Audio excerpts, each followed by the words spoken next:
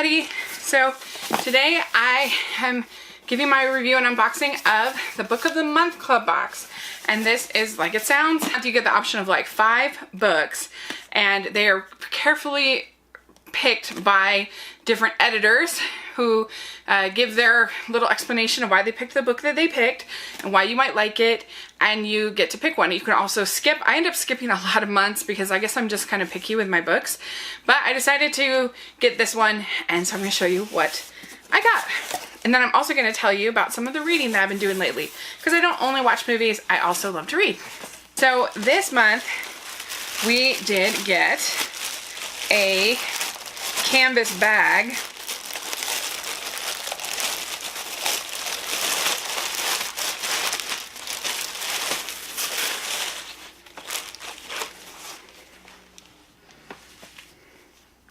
So that's always nice, going to the library, doing different things.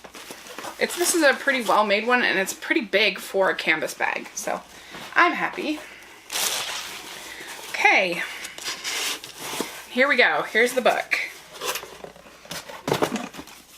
And you have a note here from they call him Judge actually, not editor. So, and it says, "This novel about family fulfillment and the price of community is the most engrossing thing I've read in ages. It grabs you from the very first page.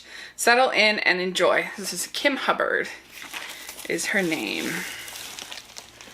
So it is called Little Fires Everywhere by Celeste Ng. It's Ng. I've never seen a name like that, last name like that, without any vowels.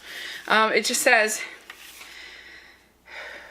in Shaker Heights, a placid, progressive suburb of Cleveland, everything is planned, from the layout of the winding roads to the colors of the houses to the successful lives its residents will go on to lead.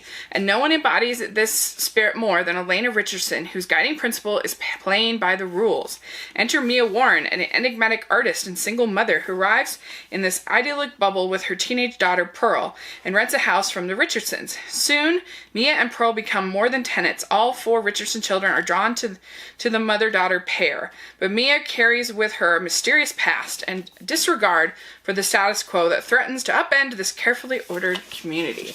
So there you go. Sounds kind of fun. It kind of reminded me in the description of like Big Little Lies, which I liked on HBO. So I'm going to give it a read, and I'll have to let you know what I think. So let's talk about some of the stuff that I have been reading. I recently just finished the book Cinder. This is by Marissa Meyer, and I'm normally not a fan of YA books, but I really enjoyed Cinder. I thought it was a really clever take on Cinderella. I thought it was sort of like a cyborg Cinderella. I thought they worked in the details in really clever ways. I thought the writing was really good, the dialogue. It wasn't depressing and dour like so many YA books seem to be to me. And I just really enjoyed it. I'm really excited to read the rest of the series. So that was really exciting, because I don't find series that often that I like and that I can sort of dive into. Ink and Paint, The Women of Walt Disney. This was a really awesome book. It's huge, and it's all about all of the various women, particularly in the ink and paint department, but throughout the years that have worked for Disney and made these amazing films. It's a big book. It's a heavy book. It's a more of an art book, but I really enjoyed reading it, so I highly recommend it. Next book I read is called Zatanna. This is by Paul Dini, and this is Zatanna Comics. She's a character from Justice League Dark, and I found out about her through watching the Justice League Dark animated film, and which I really liked, and I really liked her as a character. Like, she's sassy, she's smart. She's kind of reminded me a little bit of She-Hulk in the sense that, like, both of them are smart, competent, powerful women, but they're well-rounded too. Like, they're different characters. I just really like both of them. I really like both of their comics, and so this is like a graphic novel where it like combines all of the various comics that Paul has written for Zatanna, and I thought it was really good. It had the right balance of strength, sexuality, and also real characters, not just some like tawdry thing. So it was really good. I read Furiously Happy by Jenny Lawson. I loved this book. I thought it was so funny. The whole, practically every every joke I was laughing. It is very foul-mouthed, so not for everybody, but I don't know, it just worked for me. I thought it was honest about mental illness, and I just thought it was so funny that I highly recommend reading it.